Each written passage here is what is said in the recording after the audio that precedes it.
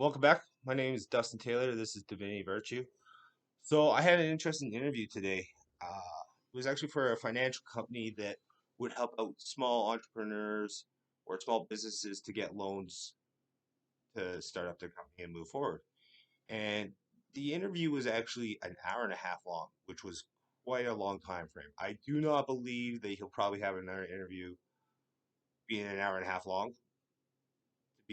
To be fair, like that's quite a long interview. But we were talking and everything.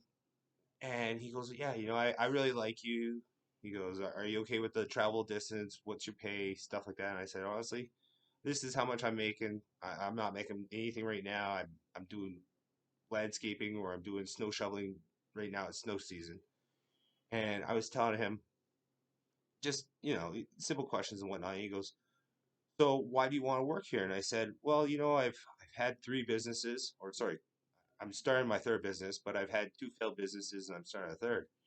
And he goes, "Oh, okay. Well, what were your businesses that you had?" And I said, "So my first business was a UAV business with a friend, where we would go around film golf courses and try to make it into a 3D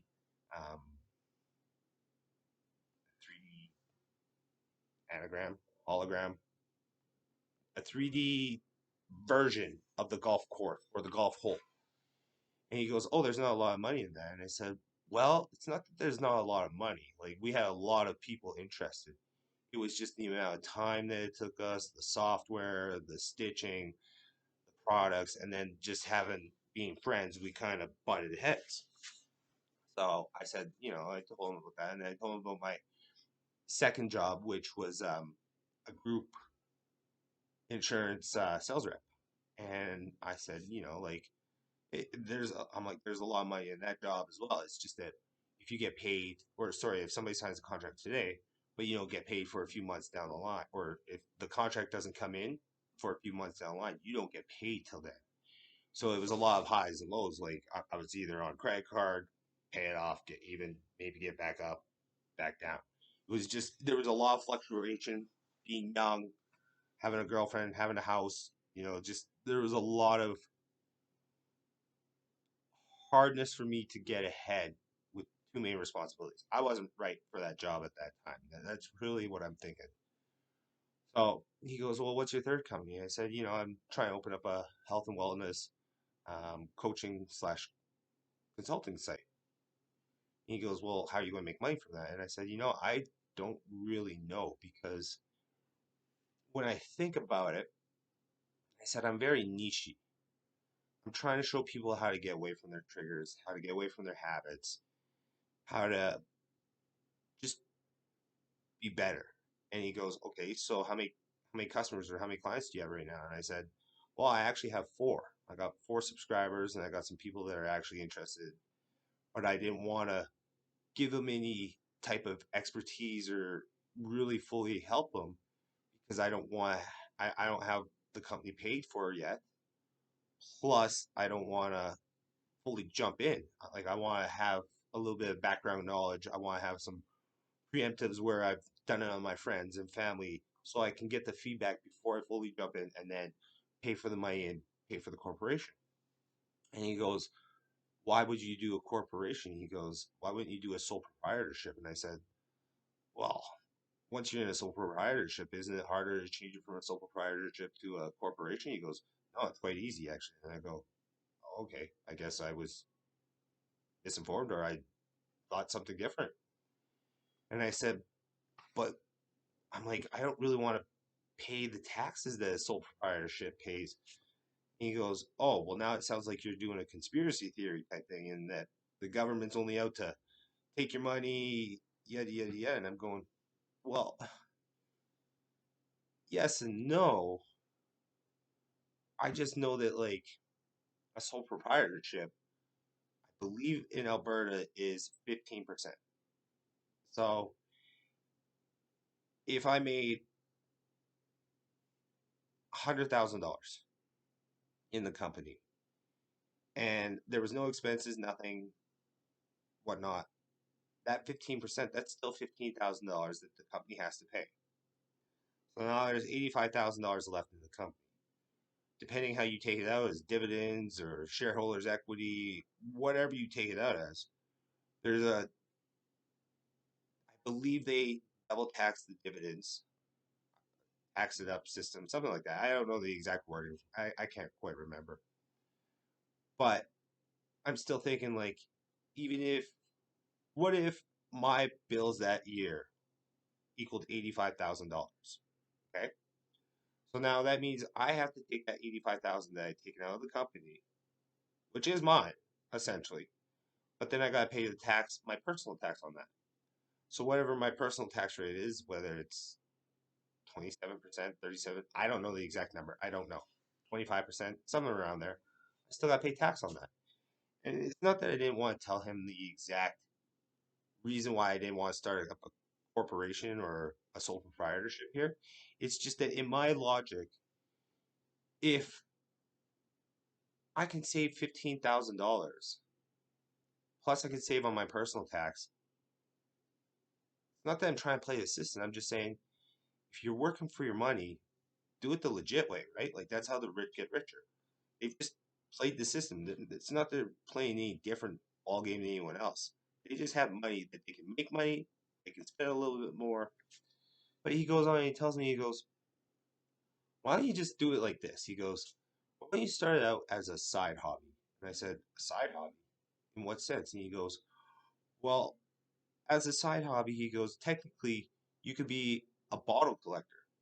Go pick up bottles, take it to the bottle depot, and then technically you can go put that money in your bank, but you should be claiming it. And I go, okay, well, here's the thing is I don't want to put anything into the bank and I don't want to have the government of any country coming after me. I'd rather be as legit as I can be. And he goes, well, if you're not making money, there's no point in starting up a business. He goes, why don't you do it as a side hobby first until you start making business money? Because he goes, it's your profits at the end of the day. He goes, think about all the time that you spent creating your KYCs, you know your clients. Or think of how much time you spent creating your website, your questionnaires. And I'm thinking, okay, but that's, how do I justify that to anyone, financials, government, saying, hey, I spent 100 hours creating all these questionnaires, creating this website, paying for the website licenses, paying for marketing, setting up my Facebook, setting up a YouTube channel. I can't say that essentially, like, unless that would be considered goodwill in this world. I'm not too sure how that would even work. Like, I don't know. However, the guy was telling me, he just goes, you should start up the company, do it on the side, and if you can get customers in now, sure, it might take you 2, 3, 4 hours, charge a little bit less, but then have that money, and then once it starts getting up, then once you have the clientele and the customers, then fully turn it into a company and then start paying your taxes. Okay, I didn't really want to give him like all of my details. I didn't want to say like, because I know he kind of came back and he goes, "Oh, you're trying to make it sound like the Canadian government's scamming you for your money, or it's paying taxes. This conspiracy theories, yada yada yada." And it wasn't that right or wrong. In my head, I'm just thinking, if I open up a corporation, 100,000, and I have to pay 15%, that's still 15,000 that the company has to pay. Why should the company have to pay taxes just to,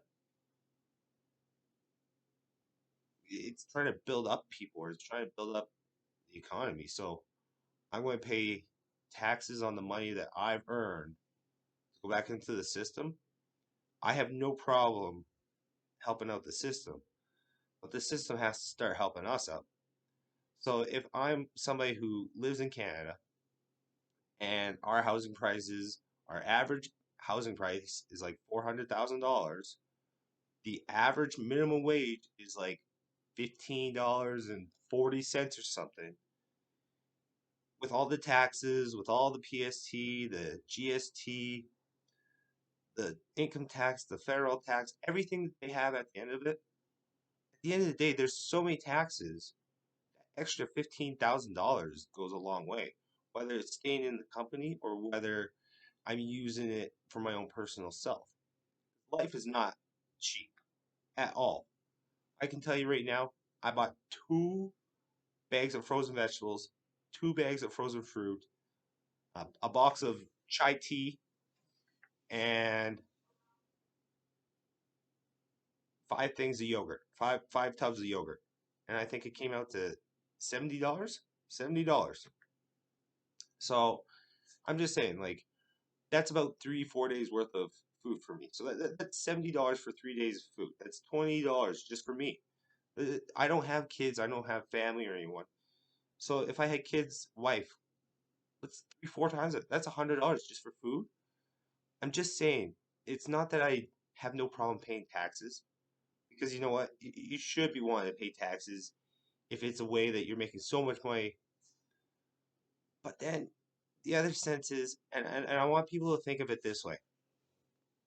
Um, Petro-Canada, it's not a Canadian company. I believe their business license either in Costa Rica or Puerto Rico, somewhere in the Caribbean, somewhere around that south area. And why would they do that? Because if they're a big corporation here in Canada that's working with oil and gas and they're making billions of dollars, billions, that 15% is now millions. I don't think an oil and gas company who fluctuates on prices of like the commodity, the different prices of whatever's happening in the world, then to have to figure out what's going on just in Canada. The taxes and everything alone, no company would actually be viable here. So that's why they go south. That's why they pay a lower percentage of taxes. I can tell you right now, I read a thing about Ireland. And I think their corporate tax rate is 12 or 15%. And they're one of the wealthiest countries in the world because they have more business licenses that come through there because it's cheaper than anywhere else in the world. Places like Dubai or Abu Dhabi, I believe it's 0%.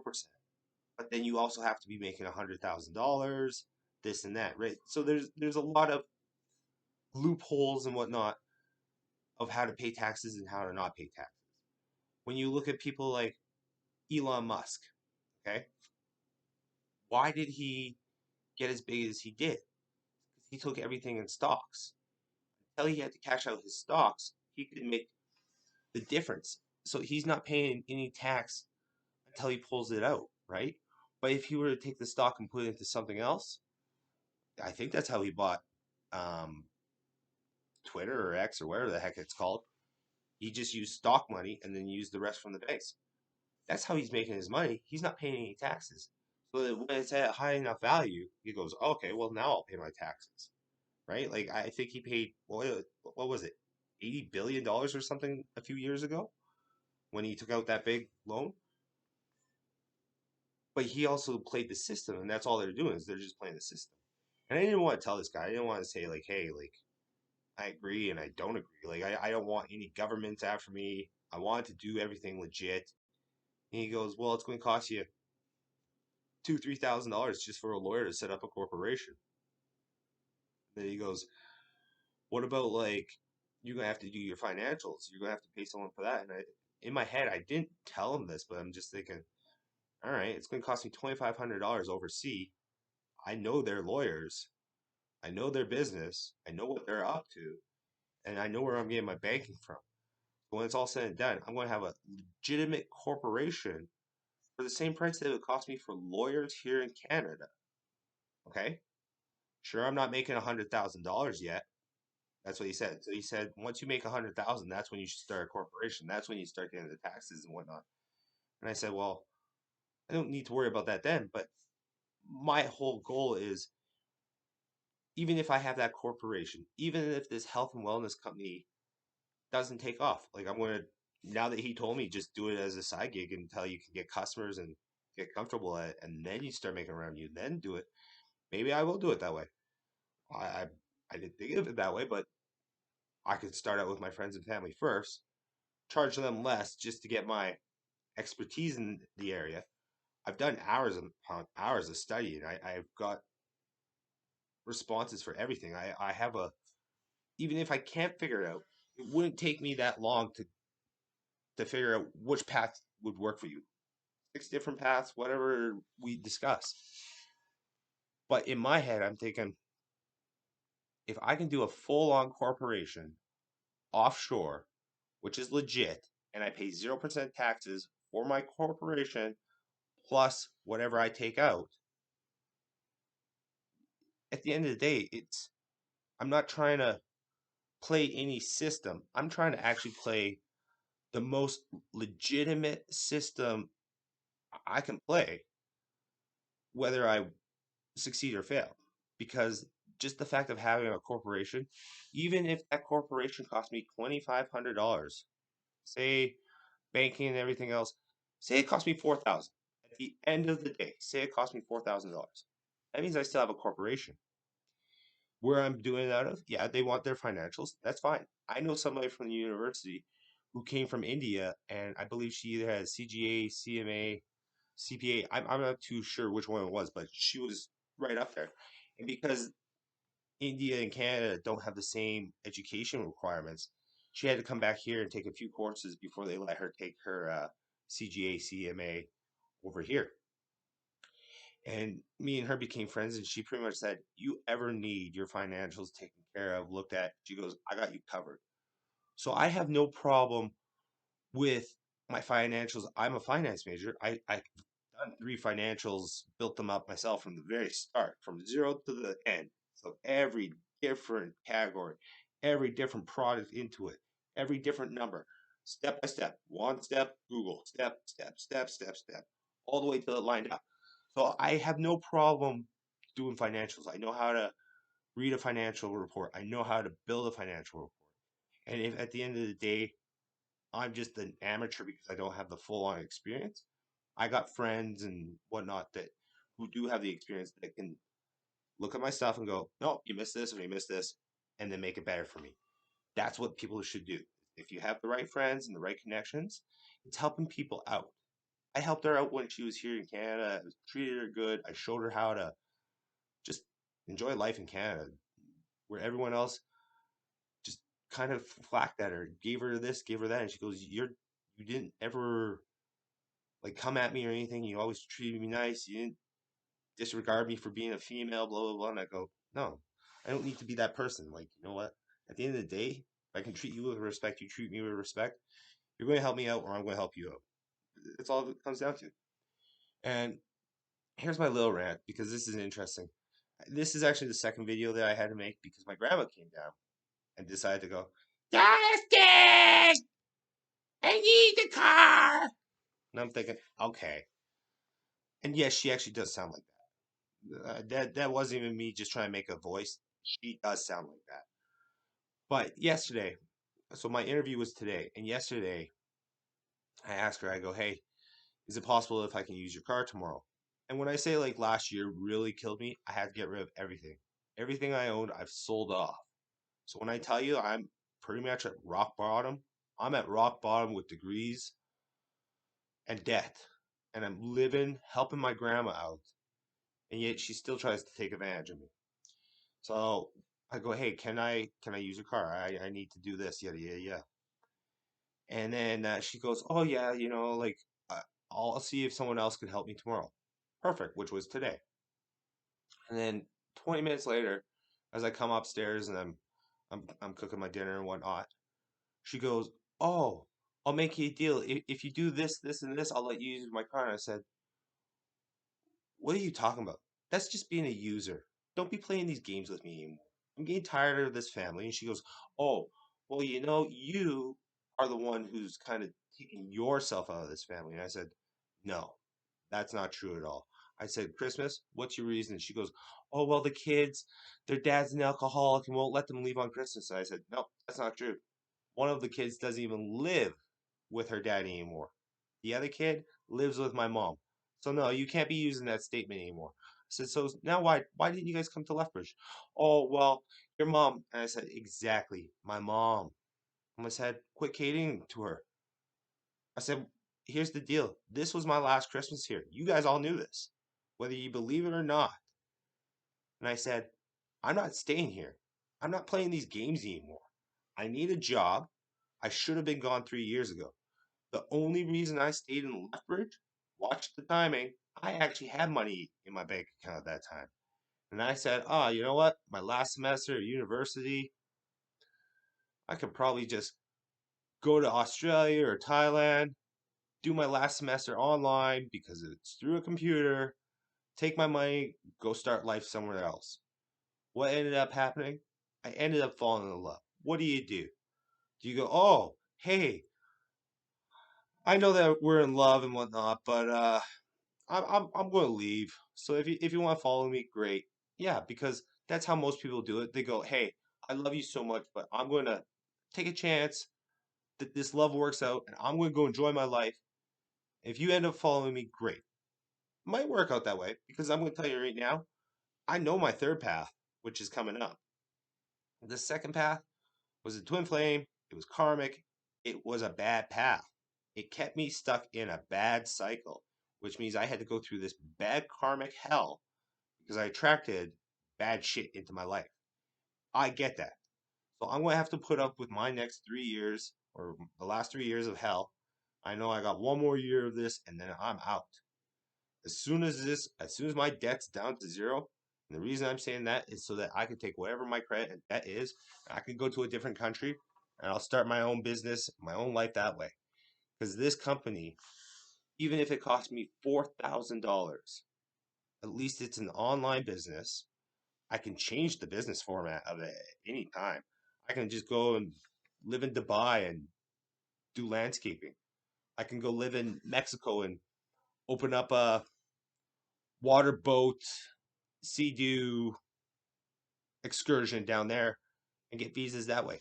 So this company, whether the guy was right or wrong, it's not that I have any problems doing the corporation here.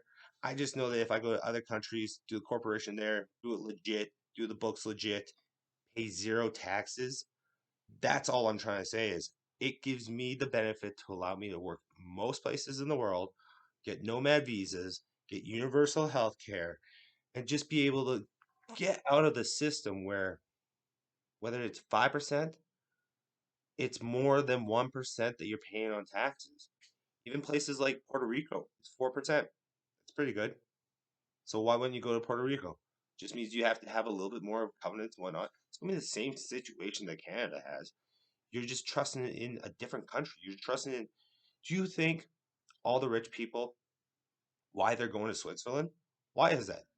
It's not because of the Swiss dollar. No, they take all their money there, they leave it there, and they do it in their own banking system. They've created their own banks for the wealthy there. That's all they're doing. They're just trying to make it. There's just so many loopholes in this world that even like owning a charity, you can still. If I made $100,000 for my charity, I don't have to pay taxes. After all the bills and everything, the person who owns the charity can still take out 20% tax free to live off of. I've seen multimillionaires open up a charity. Like say they got 30, it was 32 million, I think the exact number was. So let's say it was $30 million. He could take out 20% a year for the rest of his life and never have to pay tax on it. That's $600,000. What's that? $50,000 a month?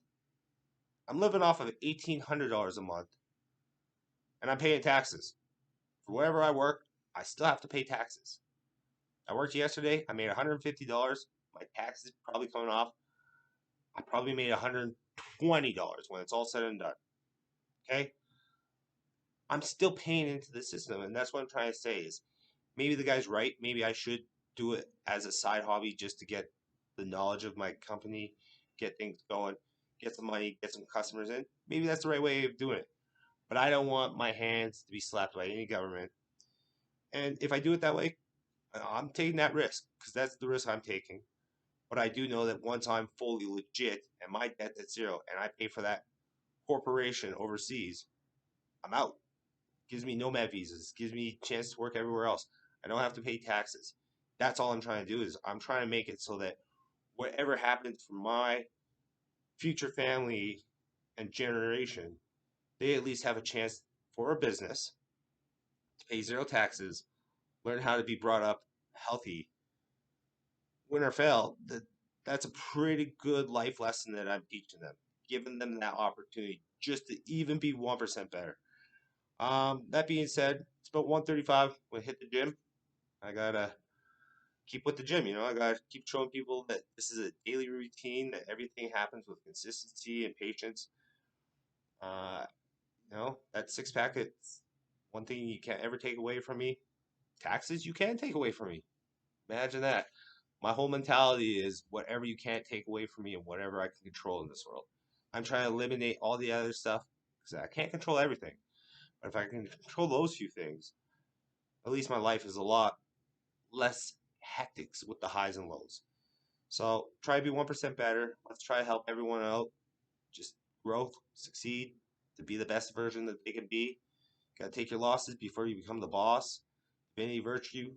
Everything happens on divine timing. My name is Dustin Taylor. Please, I guess if you're looking for help on triggers, habits, career paths, goals, send me a message. I'll reduce my rates if you're willing to help me get the skills and training so that when my company does become fully successful and that I do have money coming in, then I'll do it the legit way and go offshore. That being said, thank you very much. God bless. Amen.